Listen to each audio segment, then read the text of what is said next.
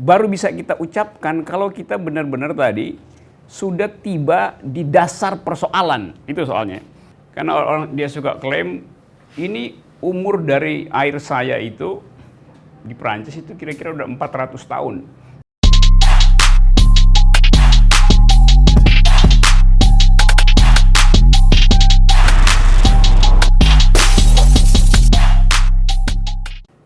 Di pengajaran yang pertama dari Bu Gadis, itu saya mendapatkan, ini kemudian saya refleksikan dengan pengalaman saya, bahwa kebetulan saya tinggal di kota, saya hidup di lingkungan urban, bukan berarti saya nggak bisa menjadi seorang ekofeminis. Karena ternyata seorang ekofeminisme itu sendiri berasal dari basisnya adalah penolakan atas dominasi. Nah, walaupun saya tinggal di kota, saya bisa menolak, saya bisa merefleksikan itu bahwa saya bisa menjadi ekofeminis juga dengan saya menolak dominasi. Misalnya, saya menolak makan sesuatu karena sesuatu itu dihasilkan dari tindakan-tindakan eksploitatif. Atau saya menolak membuang sampah sembarangan karena saya tahu itu tidak baik terhadap lingkungan. Dari mulai hal kecil itu sebenarnya seorang perempuan kota pun bisa menjadi seorang ekofeminis karena dia sedang menolak dominasi itu. Itu sih, itu yang paling menarik di kuliah pertama. Mungkin teman-teman yang lain Ada mungkin yang merasa itu mah feminis literatur aja, karena di brief oleh pengetahuan maka dia jadi ekofeminis. Ada kritik semacam itu, kita coba uji satu-satu jalan pikiran itu. Yang menganggap bahwa orang kota jadi ekofeminis itu karena semacam caper gitu. Sama seperti di Jakarta sekarang ada semacam hobi baru, CEO itu, eksekutif muda itu, Esmut itu. Kalau udah weekend dia pergi ke Sentul, naik sepeda di situ, dianggap ini udah peduli lingkungan. Tapi kalau Anda lihat, sepeda itu sampai di Sentul dibawa oleh mobil mewah. Artinya sepeda itu juga pakai bensin buat nyampe di Sentul tuh. Dia nggak kayu dari sini. Sampai di sana dia mesti cari tempat parkir atau terus segala macam. Nanti saya coba lihat kontradiksinya, dianggap sebagai tapi kami ini bersepeda meninggalkan polusi kota. Iya, tapi you bawa polusi baru ke tempat saya, ke Sentul, karena you bawa mobil yang gede-gede itu untuk ngangkut sepedanya tuh, karena sepeda minimal 50 juta satu sepeda itu, karena terbuat dari karbon misalnya. Dan untuk produksi satu sepeda itu membutuhkan energi lebih dari memproduksi 2 mobil. Kalau sepedanya mewah itu energi di pabrik itu, pabriknya eksklusif. Kalau kita produksi mobil udah ada standarnya tuh. Jadi semacam Fordism, sehingga satu kali bikin langsung jadi. Kalau bikin sepeda itu yang eksklusif, artinya ada mesin baru dibikin, artinya ada industri baru, artinya ada polusi baru untuk menghasilkan sepeda. Jadi kita lihat connectedness dari problem itu, menganggap bahwa saya akan mengayuh sepeda untuk memelihara lingkungan, padahal untuk menghasilkan sepeda semahal itu diperlukan polusi yang lebih besar daripada membuat satu bis kota itu. Bisa nanggap logiknya ya? Gitu itu. Jadi selalu ada underlying ideas yang kalau kita nggak periksa, lalu kita bisa sama-sama kagum itu bahwa iya ya, padahal sebetulnya ada kebohongan di dalamnya, ada value yang disembunyikan. Nanti kita bongkar pelan-pelan. Jadi saya tadi kasih semacam keberatan supaya ada diskusi. Bagaimana misalnya kalau Anda sebut kita orang kota bisa, lalu saya kasih contoh. Bagaimana kalau orang yang pakai sepeda tadi bilang hal yang sama gitu? Kira-kira gitu supaya kita diskusinya tajam ya. So I'm playing devil's advocate gitu. Sumber air yang mereka ambil itu warga di sekitar pun tidak mendapatkan itu ya, istilahnya dikooptasi sama mereka gitu, hak-hak warga sekitar juga gitu. Kalau saya sih pengalaman itu. Per detik ini saya nggak pernah beli yang merek Aqua. Anda minum Minum air pump. yang bagiannya. Oke, terus kita bisa bikin semacam political analysis di situ. Air pump itu diproduksi untuk publik. Di belakang itu ada perjanjian misalnya antara Palm Jaya dengan perusahaan-perusahaan Prancis. Perusahaan Prancis juga memproduksi aqua di sana tuh. Jadi mungkin aja kita nggak minum aqua di sini, tapi kita minum value added dari perusahaan Prancis yang memproduksi aqua, yang juga klaim bahwa itu datang dari sumber yang paling murni di dalam pegunungan Prancis. Karena orang dia suka klaim ini umur dari air saya itu di Prancis itu kira-kira udah 400 tahun. Jadi air tanah yang tersimpan 400 tahun. Terus kita bilang, loh justru air tanah yang 400 tahun nggak boleh dieksploitasi. Tapi kalau ambil air tanah yang usianya udah 400 tahun, artinya kita minum mineral yang adalah bekuan dari darah nenek moyang, tulangnya jadi mineral di situ setelah 400 tahun misalnya. Kenapa nggak boleh begitu? Ya karena siklus air itu 40 tahun, berarti 400 kali, 10 kali siklus air yang kita minum. Air yang kita minum di sini, yang dia sebut ini aqua misalnya ini, buat jadi spring, dia perlu waktu 40 tahun siklusnya tuh. Jadi bukan yang hari ini, kan biasa dibikin teori, airnya kemudian menguap, maka kondensasi turun jadi hujan. Enggak, air yang kita minum itu adalah hujan 40 tahun lalu, bukan hujan tadi sore, apalagi hujan buatan yang dibuat pakai garam dapur itu. Jadi bicara tentang environment, di dalamnya variabelnya tuh interconnectedness. Begitu banyak variabel sehingga kita nggak bisa klaim sesuatu tanpa kita deepening, tanpa kita ikut tenggelam di dalam problem itu dulu tuh. Oke ya? Oke, itu. Oke, bagus, ada 2 poin ini dan kita kasih atau saya kasih kontrasnya tuh, contradictory ideas-nya apa itu. Oke, ada yang lain.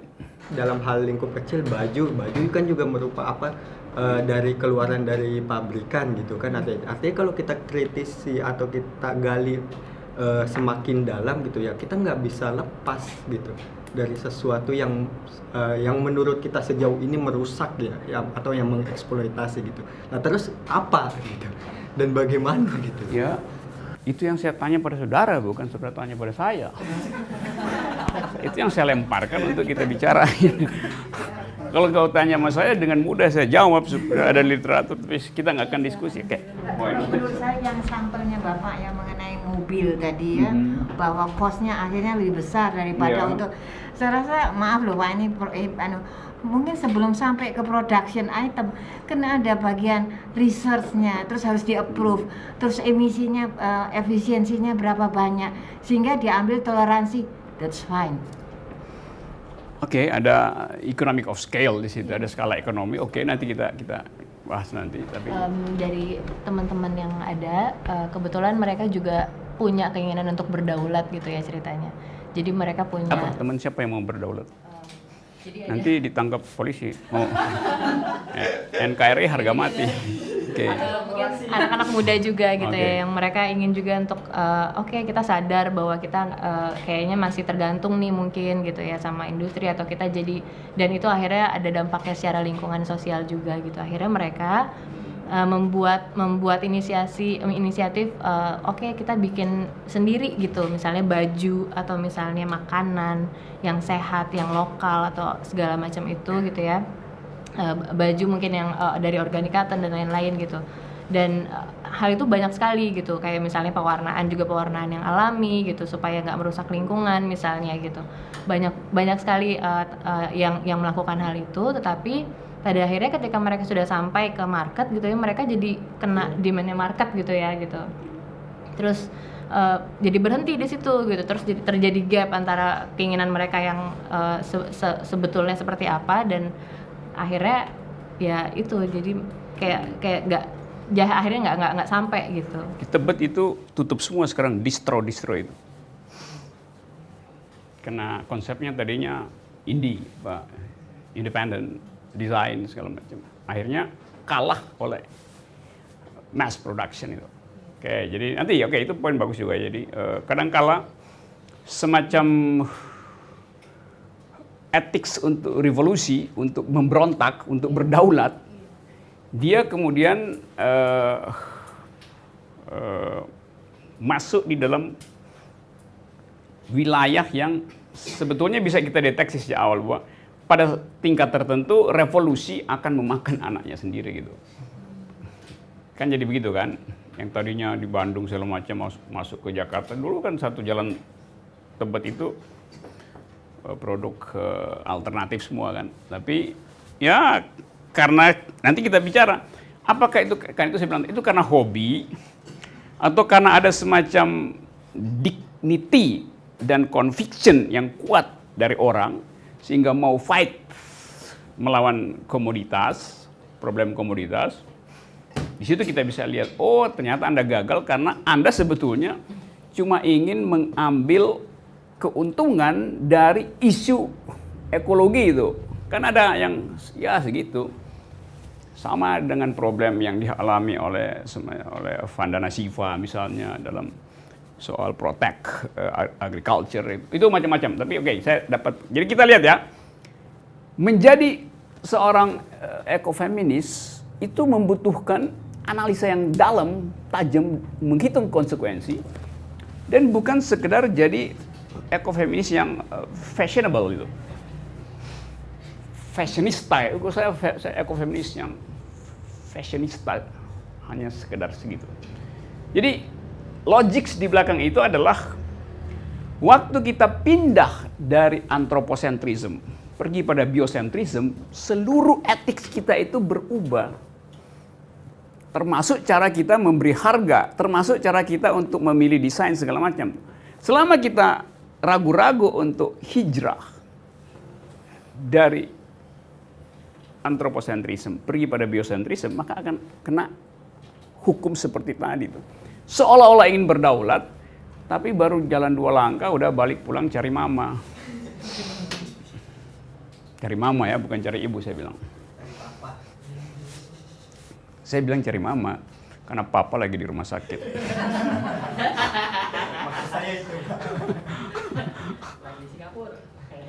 Oke, ada lagi? Udah banyak sekelompok anak muda mungkin yang memperhatikan lingkungan. Dan solusinya adalah bagaimana sesuatu itu sealamiah mungkin. Kan kira-kira begitu, Mbak.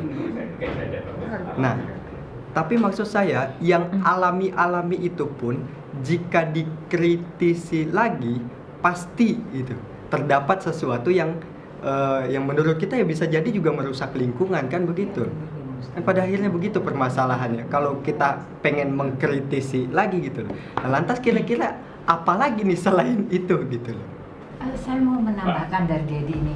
Kan Dedi mengatakan oke, ini sudah low alamiah, tapi kalau dipikir-pikir ada lagi kan. Sebetulnya kita harus mikir lagi standar pollutionnya tuh berapa yang bisa ditolerir. Jadi semua ada, tapi kita punya standar bakunya itu berapa, itu yang harus dikonsider menurut saya. Saya ingin langsung ke pertanyaan. Jadi dari 3 kelas yang kemarin, dari kelas Bu Gadis, Mama Aleta, dan Mbak Yaya, ya, saya berusaha mencari satu poin yang tidak saya temukan. Dan poin itu adalah bagaimana kita kan tidak bisa berlari dari pembangunan dan produk-produk kapital yang itu meningkatkan konsumsi kita, sehingga menyebabkan hutang-hutang ekologis dan kerusakan ekosistem, kerusakan ekologis. Nah, yang ingin saya cari adalah bagaimana kita bisa menemukan suatu poin indikator yang logis perihal pembangunan yang tidak mengkhianati ekologi. Jadi seperti apa sebenarnya? Kita kan nggak bisa berlari dari pembangunan dan kita nggak bisa terus-menerus mengorbankan ekologi. Kira-kira indikator yang logis itu seperti apa yang tidak terjadi pertentangan di sana? Terima kasih, Pak. Diskusi untuk menemukan semacam underlying assumption dari produk komoditi, hubungan komoditi dengan keadilan, ecological justice, environmental justice, itu baru bisa kita ucapkan kalau kita benar-benar tadi sudah tiba di dasar persoalan. Itu soalnya. Jadi nanti Mbak siapa tadi? Mbak Mariam nanti saya ulas itu. Nah, oke, Mariam nanti di ujung ini pasti saya ulas itu. Tapi terima kasih Anda mengingatkan problem yang selalu ada di headline, yaitu mencari semacam sphere of possibilities di mana policy tentang keadilan itu bisa sejalan dengan ethics baru tentang ecological justice. Oke, saya akan anggap itu sebagai problem untuk mencari semacam cross-cut ideas antara the economy and the ecology itu ya, di ekonomi dan ekologi. Ingatin saya Pak Nopal ya, saya akan ke situ ke Mbak Mariam ya. Oke.